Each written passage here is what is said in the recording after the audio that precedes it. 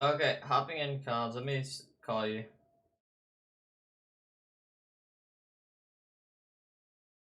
Hello? Hey, can you hear me? Yep. Can you hear me? Yeah. How you doing, dude? Good, good. How are you? I'm good. Wait, I need to mute the stream because there's like weird ass delay. Oh, yeah, double. You'll hear me twice. Okay, so I'll have to just respond to what I see on the screen with a few seconds delay, but it shouldn't be too big a problem. No, I can screen share actually. Give me a sec. This should be Okay. easier. Can you see it? Yeah, I see it. That's perfect. Okay, Okay, so awesome. who are you in Uh, this game? Here, I'll give you 25 seconds of background. So this is my first MOBA. I started early pandemic, tried to palliate my boomer micro with game knowledge. I went through the growing pains and watched map guides on YouTube, watched Ravar one-on-one coaching vids on YouTube, look at bronze to GM games to see what difference in behavior leads to easy carries from the higher ranked players. Download high-level replays from heroes' profiles, watch pro games in slow motion, or rewatch just looking at the minimap. And then I watch the VODs of the best streamers like you and so I can listen to the commentary because you guys randomly drop advice and then rewind at key moments to see exactly what you guys did in like intense team fights, for example. So this is a scrim from the NGS team I sub for. So they're not highly ranked. They're like high gold, low plat. And there's a myriad of obvious mistakes. So I like to restrict the flaming to a specific subset of the game if possible, which are micro use and vision control, and preferably the non-obvious stuff because it's more for me. I'm not actually in this game. I was watching this game, but I'm not in it. Uh, but it's essentially just at or tiny bit below where I am. But I I advise the rest of the players when we play, so this will just be useful for everyone. So, and what I have in mind when I say non-obvious information, it's something like because there's so much information out there, but stuff like, for example, if you're trying to dodge a skill shot and you run closer to a wall, the restriction in space that suddenly exists because of the wall makes it more likely that you'll get hit by a skill shot. I don't know if you know what I mean. Yeah, yeah, yeah. The angle. Okay, Yeah, yeah. okay, but like, that's the kind of thing that's not particularly like I've never heard someone articulate this, and it took me a while to realize it. Maybe for some people it's obvious. I think those would be like the naturally higher ranked players. But that sort of insight on positioning, which is like you don't hear everywhere else, uh, is the kind of stuff I'd be looking for. And for vision, also, they're gonna do a bunch of mistakes and especially not take advantage of times when they could abuse vision. That would also be awesome. Yeah, okay. Thanks for that. That was a very good background. So you've only been playing for what, a year and a half then? And Yeah. you're low plat, you said? High gold, low plat? Yeah, I have like a 65% win rate, but I just don't play Storm League because of rank anxiety. So I Okay, don't that's a really. big thing. Confidence is a huge thing, actually. That's something I always talk about. So you're just like scared of what? You're gonna get deranked, your win rate's gonna tank, or how are you feeling Yeah, about it's that? mostly that it's not as it's not as fun as uh as I want it to be. I like NGS. It's like because no one's trolling. There's something about Storm League that can tilt you really easily when people are generally just. I'm not the kind of person that's like, oh my god, I'm losing because the players on my team suck. I would Yeah, actually be GM. for sure. But Yeah.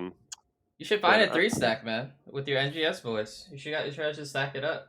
Climb together. yeah, yeah, I agree. I mean, climbing is not hard. It's not even. It's literally just playing the games. Is feels uncomfortable. Even though I win most of them, I'm just like, oh, like it doesn't feel as good to win two games that it doesn't compensate for the feeling of losing one game. I just like I'm calibrated to dislike losing a lot, which is just unfortunate for ladder climbing. Okay. So you said you wanted me to focus on micro and vision control, right? Yeah, in Uh, general. okay, well, first, let's talk about this is a competitive game, right? So, both Yeah. these guys drafted team comp. So, the most important thing in competitive is identifying how your team comp wants to play the game. And Yes. that could be anything from we're really bad early games, let's just play to give the first objective, what lanes, who's going where. So, looking at these comps, this is a very beefy comp, right? Like super melee heavy with Deckard. Yeah, into a more normal comp, Diablo, Brightwing, Leo. So the Leo is gonna be a big problem, right? Because of the Deathwing. yeah. Oh So yeah, I'm the blue team. Like my team is the blue team. Like okay, we, yeah, that's a much yeah, more they, reasonable yeah, team yeah, yeah. comp.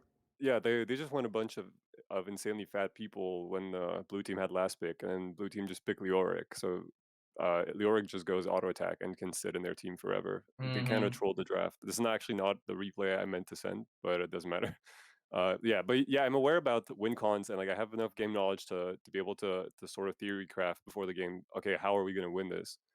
Okay, Uh, yeah, that's super important. And as far as like yeah, the micro stuff you're talking about, like those nuanced, like the skill shop thing, I didn't even hear about that concept until I mean, I was implementing it, but without actually vocalizing it. The first time yeah. I think it was vocalized to was actually Lutano told me about it in League where we were talking about because I was learning Thresh. This was back when we stopped playing HOTS for a while, and we were Hmm. both like climbing a lot in League and I was struggling a lot with Thresh. Like I was like 30% win rate. And I was asking for tips, and he's like, "You're hooking too early. Like you gotta force him into the angle, into the wall where it's like a guaranteed hit. You know." So then I was like, "Oh wow, like I started hitting way more hooks." So that's just Yeah, interesting that you brought that up, and that's the first thing I thought about is when he gave me that advice like a couple that years back.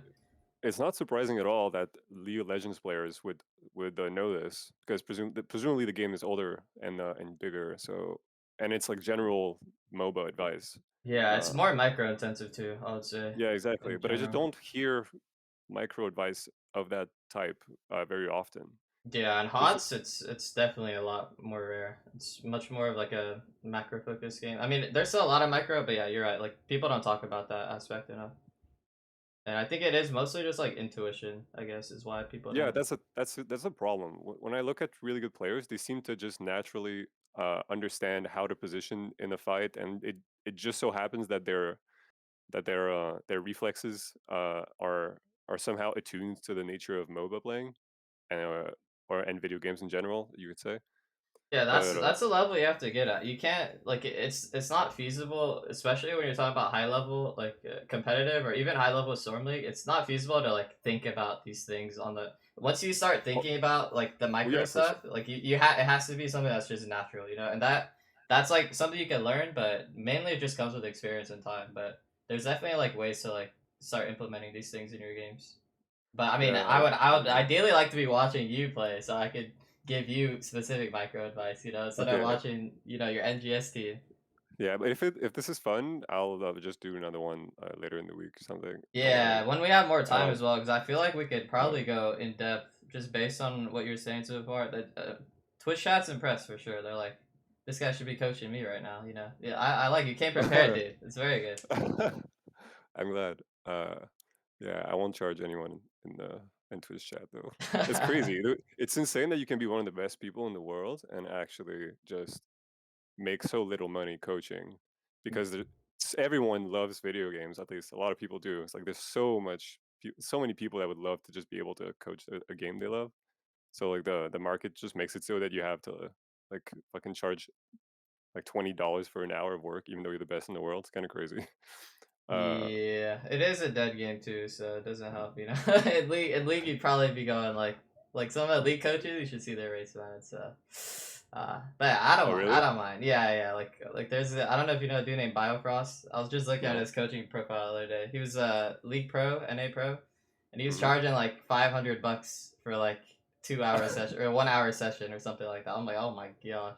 Holy shit, dude. All right, never mind. I guess you Yeah. can make a bunch of money. Yeah, I mean he's a big name though, so we're a small fish compared to that. But anyways, Okay. glad I, to I help. s- I started after HGC, so like I walked into the game and everyone was like, "Dead game, dead game." Blizzard betrayed us. I hate them.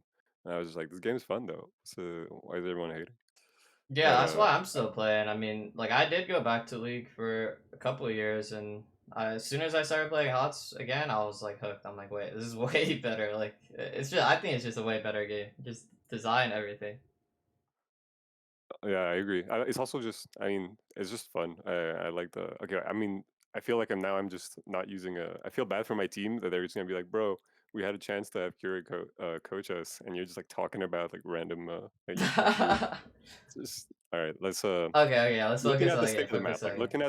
looking at the map right now. Like we don't have top wall anymore. Hmm. That's it's not a huge deal. Kind of sucks because bruiser it's a bruiser lane. Um, I Yeah, it doesn't really matter. It doesn't matter. yeah The most I important thing with your comp, the number one thing with your comp is getting your Diablo souls, and he just got his full souls. You guys should be able to brawl now. You guys should be good to go. Getting 10 is really big for your comp as well because you get Entomb with probably APOC combo, but even Entomb Lightning Breath combo is huge. You get the Sylve ulti, which is big, so you guys are just scale. Like first shrine is yeah on this map, it's not really a big deal. I do think yeah y'all could have optimized more. Y'all did soak, but split pushing with the Sylve is always like a really good strategy. So one thing you yeah want to do in general on this map is talk about your plan for the first round. You should always talk about, are we contesting first round? What do we think? Sometimes you'll say, well, let's feel it out, see how the state of the game is. But generally, you want to have some sort of plan where if it's not looking good, you can maybe get this camp out, send the Sylve with one or two other people, and start split pushing, right? Getting value on the map. So definitely yeah could have been more proactive there, but overall, pretty decent state of the game, like even. So, yeah okay. oh, sorry, do you have something to say, or No, no, I no, no, kind of no, cut no. you off? That made sense. That was my interpretation of it. I guess Leo could have double soaked and trying to get an advantage on the first run, but they kind of have Dehaka for pseudo double soaking. Plus his global means that he gets both the soak and the team fight, like the numbers advantage that wins the shrine. So I don't know if it would. I think they decided to go hard on shrine because they thought that it was going to be more valuable in the long run. Yeah, maybe they thought they could win it. I mean, it's not a huge deal. You can feel it out, but Yeah. yeah, generally Diablo Brightwing comps, like whenever we played these type of comps, that was something we'd always say is we're not fighting early. Like get 10. We need souls in 10. That's like always the Okay. big spike point for these Diablo because Diablo Brightwing is just disgusting, especially if they don't draft healing reduction. Like those two heroes can just win you the game with like Diablo just going in and getting a fat Z. I do see Decker didn't go Emerald, so yeah, should be a good game for y'all. Definitely a bit of a draft gap. Yeah, looking at the draft, I was at their draft. I was thinking it looked before they drafted the Deathwing later. It looked like they were just going for insane zone control because you look at their heroes. They drafted Deathwing Dehaka last, but the Asmo, Blaze, and Deckard, they're it's like they were playing. They were trying to have a comp that if you stepped up to Shrine, you were just gonna get smacked by I guess enormous AOE stuff. And then they added the Deathwing to that, and it looks to me like a weird zone control comp, uh, which Lyric is really nice into since he has his unstop, which gives him a lot of mobility and allows him to just stand in Deckard, for example. But yeah, I guess they were mostly just spell power and uh, just like enormous HP pool. Like, what would you have done to fix their draft? Okay, so I think they're putting too They, many eggs into the bruiser basket. Like these triple quad bruiser comps, they're okay, but into Diablo, Brightwing specifically, they and Leo, like all three of these heroes, you can't draft this sort of comp. Like first thing you gotta do is ban Leo and Malthael if you want to run this sort of comp, and even then, it's like I mean this is probably the best map for it. So, and I do like their comp also has a ton of wave clear, which is something you can yeah, abuse where you can just keep taking sideways over and over with the Asmo with the Deathwing, but you guys have Tassil, so and Leo, so you guys can match that fine. So I think their whole comp, I would probably just scrap it, like start over. Like I don't really like anything. The only thing I like about it is the Q build Deathwing with the Deckard Blaze combo. I do think that's a really strong combo. It would have been nicer with Emerald, but a nice Deckard combo, like a Sapphire combo, for instance, into the yeah, Deathwing Q, like that's a classic combo. So definitely can look. makes I mean, sense. it's not that great into Brightwing Cleanse build though with spell shield. So yeah, I can't say too many good things about their comp to be honest. Okay. Can we can I mean there's a fight. If you have any comments on the positioning in the fight, yeah, you can go Okay, for it. hold up. I'll miss the first part. One sec. Also, another thing, I most people do VOD reviews and they with a vision of both teams allowed and in open. Sorry, I'm actually French. Some of my English is gonna sound fucked up. You want But blue team vision? yeah, exactly. All right, Yeah, I perfect, think perfect. it seems like you should be like thinking with what. Yeah, I don't know if you know what I mean, but you Yeah, should yeah, be. yeah, yeah, for sure, Yeah. for sure, for sure. Okay, so first thing I'll say is you guys are way too late to the shrine. Like you guys gave him. Okay, let's back up a little bit more. So generally speaking, you want to be in the lane of the shrine by 20 seconds left. So there's a wave here. You can just sack this wave. It's not a big deal. But you guys actually end up going for even an extra wave, which I think is a huge mistake. Having priority on the shrine for positioning, and especially getting wave priority, is one of the most important things you can do if you're planning on contesting the shrine. As well as your Leo showing here on top wave. He's a Leo, right? So you think, okay, I'm a Leo. It doesn't matter if they gank me. But it actually matters when the shrine's about to spawn, because either he's going to take his entire health pool, or he's going to die, and then you guys are going to have the ghost for the first 10 seconds of the shrine. So your whole macro setup is completely doomed here. This extra bot, even this bot wave itself is griefing, right? But the extra bot wave is double griefing, because you guys should be playing for mid prio. You should be getting vision on the enemy team, and your Leo should not be showing unless he sees at least 3 heroes. And even then, it's like potentially risky, because getting chunked right before the shrine is a disaster when you're their main shrine hero. And you should also be identifying who's your main shrine hero, because that hero has even extra importance to be there first. So like something my team did was, when I'm playing Leoric on this map, I tell my Sylvanas or my Taps or whoever, I say, hey, can you get next top wave, because I want to be in the shrine as it spawns. You don't want to be interrupted on the rotate. You don't want so that's another big thing, is when you're the primary shrine hero, the Leo with the 4 talent, like you got to be there. And by shrine hero, you mean the hero with the shrine clear? Yeah. So it's whether it's the Sonya, whether it's the Leoric, whether it's the Malthael, like whatever. You generally it's your bruiser, right? But occasionally it's not. But so yeah, that hero needs to be there right away. So yeah, shrine timing is very poor. Like need to be there immediately, I would say. Like 20 seconds, you guys should be in the lane setup, and that just gives you so much more control. You get maybe mid prio, you get visioning, posturing, get some poke, get some cooldown trades. You know, like that's when you start really to make your presence known. And so like they're getting the mid prio, which is this is good from them, right? They're here on time. They're even wondering where you guys are, checking bushes and stuff. So now they got the wave pushed out, and this is, I mean, if I was them, I would have been ganking this Leo. Like they, and also here's another thing. You guys showed way too many heroes on this bot wave. This is just the team is not. I want you to talk about vision, because maybe coming from you it'll help more. I don't know if you know what I mean, Yeah. So but yeah, like they like to just show up in vision for no reason. yeah, so when you are clearing a side wave like this, like the decision aside, when you are clearing a side wave, you generally only want to show one hero on the wave. So whatever your wave clear hero is. So in this case, all you needed to do was show your, like your Sylvan Brightwing could have stayed in here. Obviously you anchor for him, right, in case their whole team jumps out of a bush. But you definitely only want to show one, because as soon as they see 3 or 4 here, now they could be way greedier, right? They only checked one bush over here, and now they know, like, if they see a U3, they know Diablo's nearby, right? Like, you guys are not gonna, and even if he is over there, what is he gonna do, right? He's alone.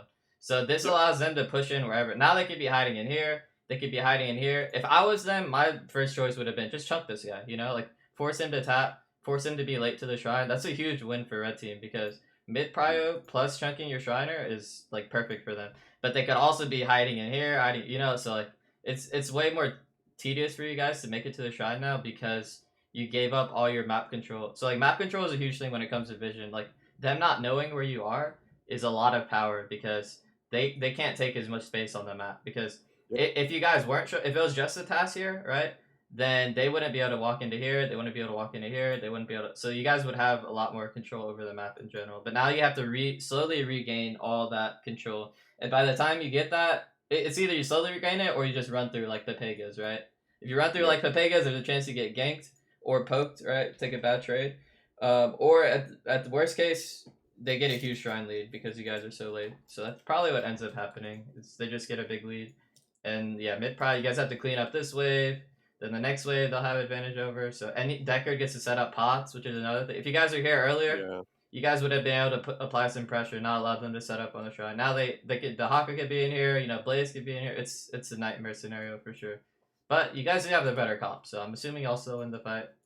But and also yeah, Leo is way too late. Like Leo should already be this whole engagement was definitely a waste of time. Like the Shriner, whoever it is, has to be there. All like when this thing spawns, whoever the main shrine clearer is on the team, and that's something you guys need to identify, right? Like that's something you identify before the game. Who's our Shriner? Is it the Kerrigan? Is it the Leo? Is it the Sonya?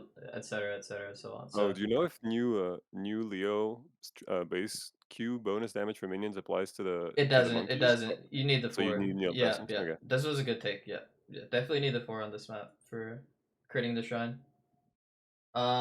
Okay, so as far as how the shrine fight plays out, already a huge positional error from TAS. So Yeah, you guys only spotted two of them, right? So him stepping up this far before you guys have established enough control, before the bruiser's even there, he shouldn't even be dismounting. Like if I'm this task, I'm mounted over here, right? Until I have a better picture of what's going on. So he could probably. yeah, I'm I assuming he agree. I mean, gets. Oh, it doesn't get rooted. So if that guy had Sapphire, he's dead for sure. By the way. So higher level game, he dies 100%. oh yeah, So for yeah. sure. But let's keep looking. He does survive. They engage on the Diablo, which is best case scenario for you guys, because you should just be able to Z him up. Actually Z the Leo. The guy I had vision on got ISO. Oh, when you're oh yeah, this is That's a good time. unlucky. When you're ISO'd, what's the play? Do you just walk away slowly and hope that no one kills you while you're walking away? It depends on what hero you are and on the comms that are going on. Generally, you should have a good picture of what's going on. Sometimes you might be able to ask your team. If it's not a super chaotic moment, you might be able to ask them. It also depends on the makeup of your team. Mhm. So, but yeah, if you're a DPS hero, slowly walking away is always a good idea. It's just a Okay, posture away. If and once you get better, once you have more experience, like you'll have a better idea of what you should do. But generally, walking away slowly is a good idea, and asking your team for some direction. So it's always an awkward thing when you get ISO'd for sure. Like even in higher levels. But makes sense. okay, so bunker is super early from them. Brightwing Z the Leorc. Have a nice lightning breath, and it looks like you guys are just running them over. Um, see if I have anything else to add to this. Following the Silverway. Got a little split here in the end, I will say. Oh yeah, yeah, yeah. Splitting. I want to talk about this. Splitting in general, like this is also something that's like general micro in MOBAs. When like suppose that you wedge into a team and split them. Mm-hmm. How comp dependent is the valence of the event? Like how is it almost always good or is it almost always bad? Or is it highly comps dependent? Because sometimes they'll be like you'll be coming out of a choke, for example.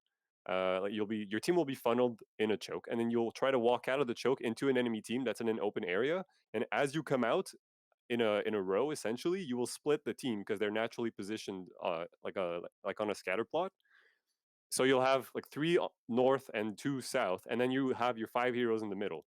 Is this good in general? Like in like tactical classical warfare, you're just flanked, and then they'll say it's bad because they're all around you. But Yeah, in that's. I would say in MOB, that's generally. Sorry to cut you off, but that's generally not a good scenario where you're showing all five and they're able to set up and spread out. That's normally not a good thing. Even though you might think like, okay, we're splitting them, but you're if assuming all five of your heroes are like in a front to back position, like front, you know what front to back means, right? I don't know if that's yeah, like. yeah, Yeah, so yeah, assuming y'all are off, assuming both comps, yeah, you're right. It is like super comp dependent, and it's also like situationally dependent and map dependent, all that stuff, right? Like depending on the choke, etc. uh-huh. But generally speaking, you don't want them to be set up while you guys are a clump like that, or while you guys are like looking at them front to back, unless your comp is like literally designed to do that. Because what ends up happening there is they have their DPS heroes have a lot of space, and the worst thing you can do in general is allow their DPS heroes to free hit you.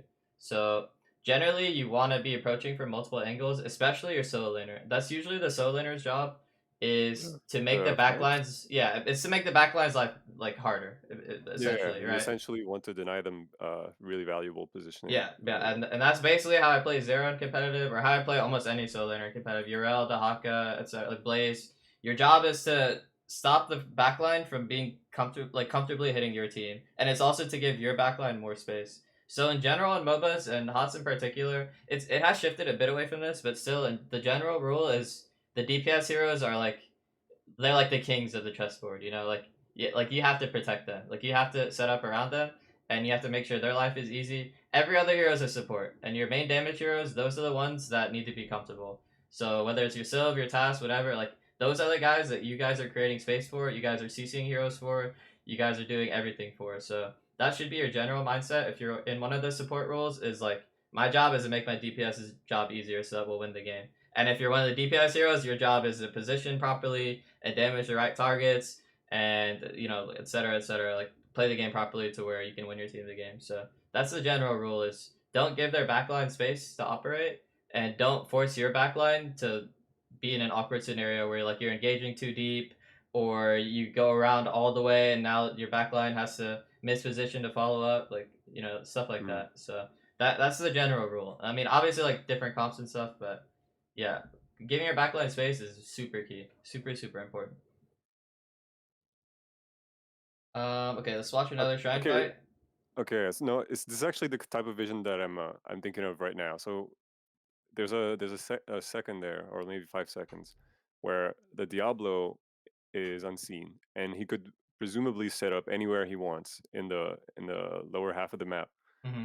And when I watch high level gameplay, the the tank players tend to stand in rotation paths constantly, Yeah. and that's the sort of a vision abuse that I'm thinking of. Because at this level, people just don't do this.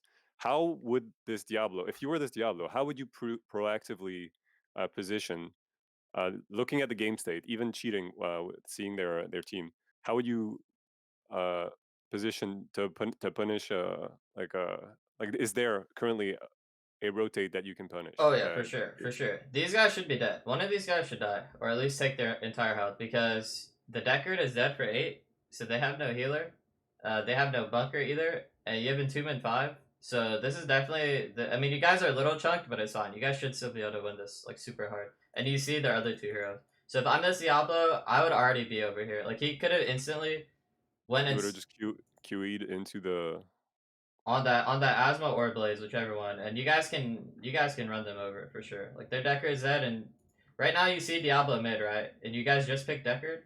So if I'm this guy, I'm looping back around, and you gotta check people like that. If you're a tank player, that's your job. Is basically as tank, your main whenever you're doing stuff like this, like rotation pass and ganking, you're basically like checking people to see if they're respecting you or not, right? Like they have to respect the fact that you're off the map. And as soon as they stop respecting, you don't think like, oh, they stopped respecting me. I need to go punish them. You should already be one step ahead, like they're dead. So Mhm. if I'm this Diablo, I'm already right here, slightly out of vision. If these guys dismount on this wave, I'm telling my team like I'm Oh getting wait, ready wait, to go back in. I can't see your mouse. I don't know if Oh you yeah, can I see have been again, pointing. but Yeah, presumably you're just pointing a bit to the right of the Diablo to be yeah. I'm closer to pointing the edge of the like base. under the you see the bush by their siege camp. Yes. I'm pointing under that bush. Like he should already be pointing or pathing towards that bush. So he should be going all the way around, like the whole loop, you know? Okay, okay, to have a better engage angle Oh for you. yeah. Because otherwise, if he goes from like left to right, the blaze can just eat away, right? And he doesn't have Mhm. QEQ either. Like I'm assuming he goes Yeah, W. I mean, I would have he. gone QEQ, but I think QEQ on Diablo's OP.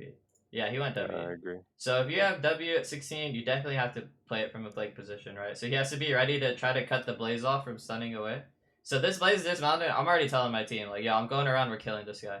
So for sure, like this could have been a really easy punish. I think they end up going for the Dahaka instead, which is a much harder gank to pull off, especially because yeah, he's going from the front, right? So Yeah, he's just walking up at them, so it's not ideal. Um, okay, so I don't know what happened. We can fast forward it to the Dhaka.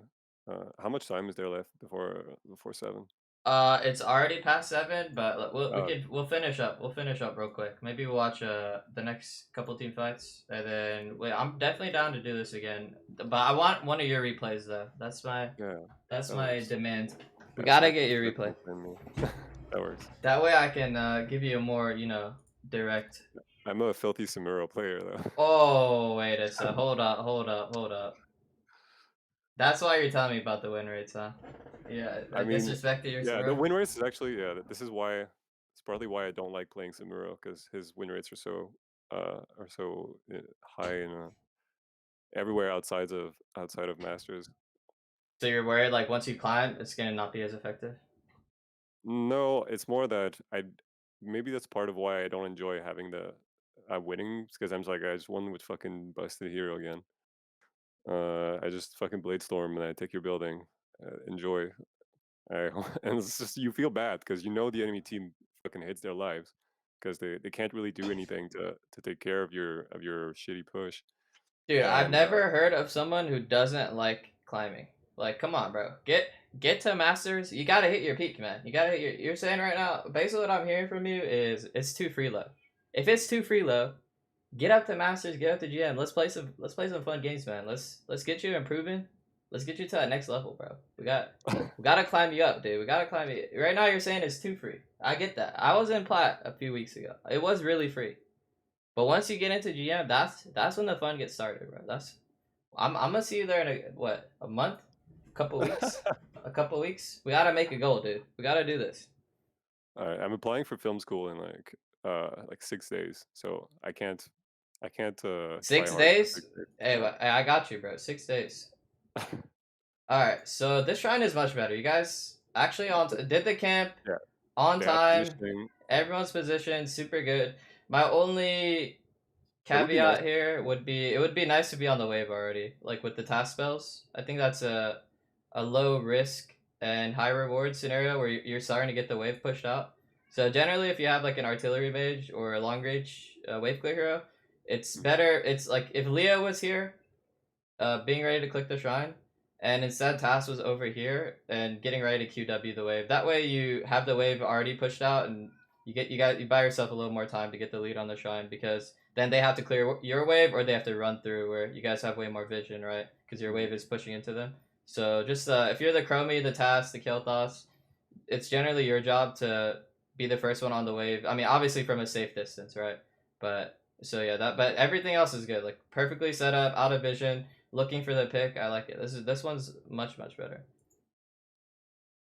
Oh, they're coming over in flank position. Okay, so first thing you see when you see this, everyone needs to start running out this way. You guys do not want to be Wait, wait, wedged wait, wait. in. Please, remember that we don't see your cursor. Oh, I yeah, sorry, presumably sorry, you sorry. mean to like we just run to the west, like to this Yeah, side. yeah, up and to the left. Up and to the left as soon as possible. If I'm Sylve, I run directly to the left, which seems kind of counterintuitive because you're running to them first, but you want to get out as soon as possible. Sylve has to immediately go to the left. Brightwing probably Mhm. blinks to him. Task runs immediately to the left. The worst thing you guys can do in this scenario is get wedged in because they are the melee Yeah. heavy comp and you guys are the squishy range comp, right? So Mhm. this is like kind of like the scenario we were talking about before. Is in this sort of flank, your range heroes are way less comfortable because your melee heroes are not controlling the front line anymore. They're instead controlling a side of the fight that doesn't even exist anymore because Mhm. they basically changed the fight position. So as soon as you see them, this should be like a danger flag. Like we need to immediately reposition, and everyone should be moving like to the left and up a bit is what I would say. Like everybody, and if even if I'm Diablo, I might just start running at them. If I'm the Diablo or Leo, which you're like, why would you just run at them? Well, it's because you want to give your backline that space, right? Yeah, yeah, Like sure they might engage on me, but hey, it's better than them engaging on my Sylve and us instantly losing the fight. Maybe I get the Bright Wings in and we win the fight, you know? yeah, So the backliners and frontliners should all have different ideas of what to do here. So if I'm backline, panic. If I'm frontline, like I need to start peeling immediately, right? So mhm. let's see how they actually react to this. But yeah, Wait, but that should be would instantaneous, by the way. You don't even have to say this. Like this. yeah, yeah, yeah. This is yeah. I expect players to know that if they're getting like just collapse on and they're a bunch of squishies, then they should probably find a way to not get Oh, caught. this is a red flag though. This guy went way too deep. So it's like I was saying earlier. You don't There's no want follow up on. Yeah, and it's also like the fight position is not good because you're in the middle of the wave. Your backline is not. Remember I was saying earlier about your backline not being comfortable. Your backline is not Mhm. comfortable running through a Dahaka Blaze to try to Oh yeah, for follow up on sure. an Asmo, right? And now your Diablo has no cooldowns to peel. Like your Leo just uses E, so he has a bit less. So this is definitely over aggressive engage. You should know the win con, and the win con is peel your backline. Peel your backline to win. When you have a Sylph task, like that's a very super high damage but somewhat squishy backline. So generally, when you're frontlining for a comp like that, you definitely want to play slower, safer, take more. What's the word? Like more premeditated engages rather than like Mm. chaotic engages. Whereas the melee heavy teams generally want these type of chaotic engages where things are all over the place and they might be able to pick off a backliner, right, or take a really good trade. So Yeah. definitely over aggressive from the Diablo. Would you? I was gonna say before you mentioned that task, you would have liked to see task clearing the wave as it was walking up. Would it have made sense to have either Leo or the Diablo in the lower bush across the lane to so that way if they were stepping up in that way, like not only do you get the information faster, you can also engage more easily, or somehow take the fight where the blue team ends up in the middle of the lane and red team is forced to fight through the corridors I think below them. I think if the wave was cleared, yes, But the downside of doing that is you guys, the blue team that is, already has shrine Mhm, positioning, and they have potential wave priority. So to mhm. move the fight position towards a more neutral area, meaning like that vent area, while it might potentially be a good Diablo choke, it's also potentially very good Deathwing and Decker choke. So in this situation, I think the general best play and safest play is just to get the lead on the shrine, and yeah, you will not be able to see them coming, right? Because you're not in that aggressive bush. But I think it's completely fine. Like your comp, this comp definitely has the tools to disengage this sort of thing. Yep. I think they're completely fine if everyone just calmly walked away. But Diablo went kind of like Giga Ham mode. But Well, yeah, let's see so what happens. see that is an option. Like especially if you want to cheese them. Like if you do think that they won't check this bush, like most teams, if they are playing for a flank like this or something like that, they'll normally check this bush. So, but it could be a play, it's, especially if you have a more aggressive comp. But with the self task, like I hesitate to like not just play a very standard like safe shrine fight, you know, because you guys Okay. should like this team should be favored on that. So yeah, everything's 2D. Like everyone, you see how far they have to stretch to follow up off of Yeah, yeah, this, yeah. Yeah, and I can yeah, yeah, it's pretty obvious that Diablo in there is, yeah. forces the whole team to walk through a bunch of bruisers. It's not hmm ideal. But no one dies at least, which is nice, and the Leo is just farming them. Yeah, so that this is like where the comp diff comes into play, where Yeah, well, the moment Leo gets his auto attack talents, he can just destroy the yeah, whole team. even suck build would have 1v9 here, I'm pretty sure. Yeah. So yeah, I mean, not a good fight, not a good engagement, but got bailed out by the draft diff is what I would call that one. But yeah, I that's the last one for me though. I got it 7-10. I gotta go. Next time, Thanks for the coaching, buddy. yeah, Best of luck. I hope you learned something. I hope we stream. I hope you guys had a good time here. We're gonna do another one tomorrow, right? Or maybe later this week. Um, Not to put you on the spot, but maybe we do another one at some point. Yeah. later this week, I'd be down. All right, and make I'd be sure down. it's your replay, and yeah, that would be big. Even if it's a Okay. mirror, it's fine. Alright, I'll do that. Thanks, chat. Thanks, Kure. Take care, guys. Peace. Okay, guys. Yeah, I have to go. My cat is meowing at me. Um, I super have to go, but appreciate everybody who stuck around for the coaching.